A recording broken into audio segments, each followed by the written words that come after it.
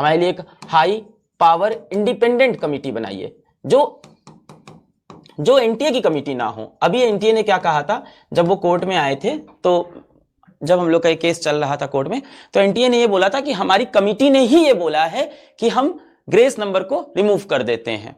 ये इनकी कमिटी ने बनते ही तुरंत ये जजमेंट दे दिया, इसको रिमूव कर देते हैं। चलिए, इस कमिटी ने कम से कम एक स्टेप अच्छा लिया। अब इस पर भी भरोसा नहीं होता कि ये अच्छा है या ये कुछ छुपाने की कोशिश है। इसलिए हम कह रहे हैं कि हमारा भी भरोसा, बच्चों का भरोसा, जनता का भरोसा आए, इसलिए एक हाई पावर्ड इंडिपेंडेंट कमिटी बनाइए जिसको हेड करे माननीय सुप्रीम कोर्ट के कोई एक्स जज, जिसका हेड करे माननीय सुप्रीम कोर्ट के कोई एक्स जज हो। और ऐसा ही हमेशा होता भी आया है। पास्ट में जब भी ऐसी प्रॉब्लम आई है हमारे देश में, जब भी ऐसी चीजें आई हैं, तब हमेशा यही किया गया है कि क्या होता है कि माननीय सुप्रीम कोर्ट के कोई एक्स जज होते हैं जो ऐसी कमिटी को हेड करते हैं। चाहे मैं अब देखिए, मैंने एग्जाम्पल 2018 का एग्जाम्पल माननीय सुप्रीम कोर्ट ने कहा कि इस केस में नहीं लगाएंगे, पर वो एग्जाम्पल मैं लेके नहीं आया था, वो एग्जाम्पल एनटीए लेके आया था। और मैं उसी एग्जाम्पल को लूं तो वहां पे भी ऐसी एक कमिटी बनी थी और उस कमिटी को हेड किया था केरला हाई कोर्ट के एक्स जज ने। तो वहां भी यही रवैया अपनाया था और वो पेपर तो सिर्फ 60,000 बच्चों का था। तब भी जब 60,000 बच्चों के फ्यूचर का सवाल था, तब भी ये किया गया था कि एक इंडिपेंडेंट कमिटी बनाई गई थी जिसका हेड कोई इंटरनल मेंबर नहीं था, उनका हेड एनटीए ने नहीं बनाया था। जो भी बॉडी एग्जाम करा रही है उसने नहीं, किसको बनाया गया था? एक्स जज को बनाया था केरला हाई कोर्ट के। तो जब वो चीज वहां हो सकती है 60,000 बच्चों पे, तो 25 लाख बच्चों के फ्यूचर का सवाल है, ये चीज यहां भी की जा सकती है। तो मेरी बहुत ज्यादा स्ट्रांग डिमांड है और ये हमारी पीआईएल के अंदर अभी भी है। अगली सुनवाई 8 जुलाई की है, ये थोड़ी सी दिक्कत है, पर बहुत सारी पीआईएल लगी हुई है। आई थिंक बाकी लोग भी शायद ऐसी कुछ डिमांड करें।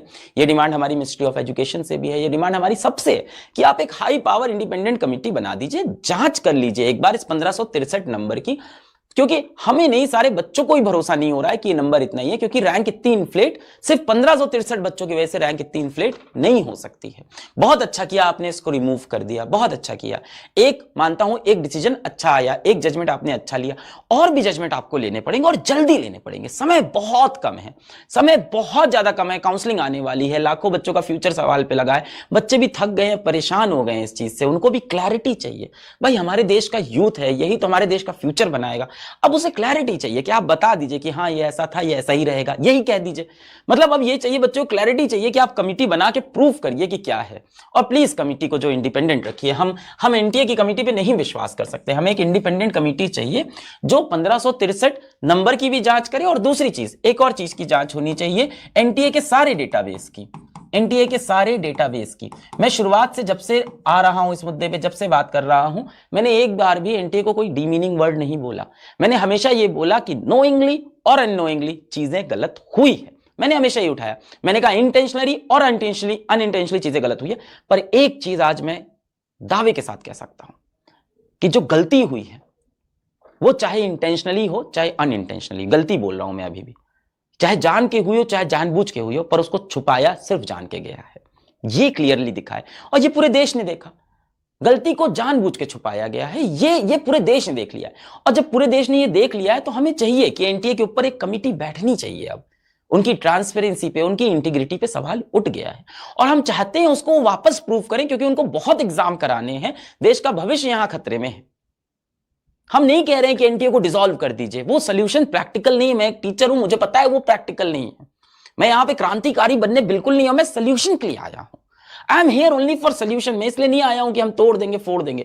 हर वीडियो में मैंने हाथ जोड़ के बच्चों से रिक्वेस्ट की, बेटा प्लीज आप जाके कोई हार्मफुल प्रोटेस्ट मत करिए, प्रोटेस्ट ही ना करिए, करना भी हो तो पीसफुल प्रोटेस्ट करिए। मामला माननीय सुप्रीम कोर्ट में है, देश की सर्वोच्च अदालत है, वहां से हमेशा इंसाफ मिला है। पर अब इस कमिटी की बहुत ज्यादा हमें रिक्वायरमेंट है। ये एक कमिटी बने जो बताए कि 1563 का नंबर सच है कि फेक है। ये कमिटी बने जो बताए कि एनटीए के डेटाबेस में और कितनी सारी एरर्स हैं, और अगर नहीं है तो ये कमिटी आके बोल दे, हम विश्वास कर लेंगे। पर इंडिपेंडेंट तो हो, जस्टिस तो हो। ये तो जस्टिस डिनाई हो रही है यहां पे। तो मेरी ये बहुत ज्यादा रिक्वेस्ट है, आगे भी रिक्वेस्ट रहेगी। हमारी पीआईएल के अंदर भी इस कमिटी के फॉर्मेशन पे, इनके फंक्शन पे सजेशंस दिए हैं।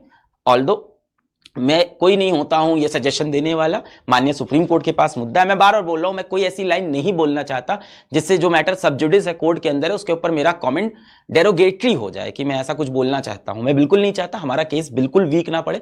तो इसलिए मैं कह रहा हूं, अब ये लड़ाई सोशल मीडिया से ज्यादा लीगल हो चुकी है। आज भी मैं दिन भर लॉयर्स के साथ ही बैठा हुआ था। अभी मैं ऑफिस पहुंचा हूं, ये वीडियो कर रहा हूं, बच्चों को बता रहा हूं कि क्या क्या चल रहा है, क्या क्या नहीं चल रहा है। आप बिल्कुल मत सोचिए कि ये लड़ाई खत्म हो गई है, कि सिर्फ 1563 बच्चों का ग्रेस हट गया तो लड़ाई खत्म नहीं। बहुत डीप है चीजें, ये संघर्ष लंबा चलेगा, इसमें बहुत सी कहानियां हैं, पर ये लंबा नहीं चलना चाहिए, क्योंकि देश के बच्चे यहां परेशान हैं। 24 लाख बच्चों का फ्यूचर है। चलो मैं मानता हूं 24 लाख की बात नहीं है, 13 लाख ने क्वालिफाई किया। मैं मानता हूं 13 लाख के भी इतने स्कोर नहीं, 4-5 लाख। क्या 5 लाख बच्चे भी हमारे लिए इंपॉर्टेंट नहीं है? बिल्कुल इंपॉर्टेंट है भाई। इस देश की न्यायपालिका ये कहती है किसी एक बच्चे, किसी एक इंसान के साथ भी अगर नाइंसाफी हुई है तो पूरे के पूरे देश के साथ नाइंसाफी हुई। और यहां तो साफ साफ दिख रहा है नाइंसाफी होते हुए। पर देखिए, आप मानिए सुप्रीम कोर्ट में पहली हियरिंग हुई है, 15-20 मिनट की हियरिंग थी, और उसके अंदर ही एनटीए ने माना कि ये ग्रेस का कॉन्सेप्ट गलत, इसको हम तुरंत हटा लेते हैं। ये काम इन्हें खुद से नहीं कर देना चाहिए था। क्यों एक शिक्षक को पीआईएल करनी पड़ती है? क्यों उसे सुप्रीम कोर्ट जाना पड़ता है? क्यों नहीं एनटीए स्टेप खुद से लेता है? अब हमारी इसीलिए ये डिमांड है कि आप एक इंडिपेंडेंट कमिटी बनाएं, इस इंडिपेंडेंट कमिटी के द्वारा एनटीए के डेटाबेस की चेक करें और 1563 का नंबर वेरीफाई करें। ये हमारी दूसरी डिमांड है कि एनटीए का पूरा डेटाबेस एक बार चेक हो। इसको एक ऑडिट भी बोला जाता है कि टेक ऑडिट हो, और हो ही नहीं सकता कि इसमें और मिस्टेक्स ना निकले, क्योंकि इन्होंने आते ही पहले दिन ये चीज कबूल ली, तो डेफिनेटली कुछ और ना कुछ मिस्टेक्स मिलेंगी। मैं बार बार बोल रहा हूं, नोइंगली या अननोइंगली गलतियां तो हुई हैं, यहां पे ये बात अब साफ दिख चुकी है। देखिए